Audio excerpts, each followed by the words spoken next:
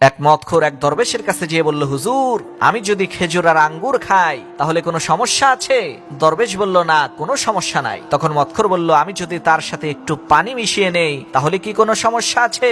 দরবেশ বলল, না, তাও কোনো সমস্যা নাই। তখন সেই মদখোর বলল, হুজুর, যদি এই সব জিনিসগুলো হালাল হয়ে থাকে তাহলে মদকে কেন হারাম করা হলো? এই জিনিসগুলো দিয়েই তো মদ বানানো হয়। মদখোরের এই কথা শুনে দরবেশ বলে উঠল, তাহলে আমি যদি তোমার মুখের উপরে একটু পানি ছিটিয়ে দেই এতে কি তোমার কোনো ক্ষতি হবে?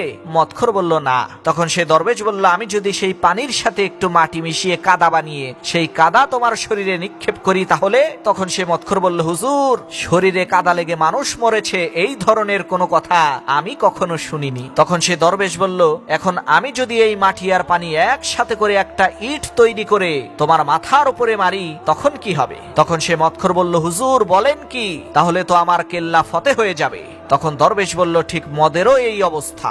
আলাদা আলাদা ভাবে মদের উপকরণগুলো হালাল, কিন্তু সব জিনিস একসাথে হয়ে যখন একটা বিশেষ রূপ ধারণ করে তখন সেটা বিষ হয়ে যায়।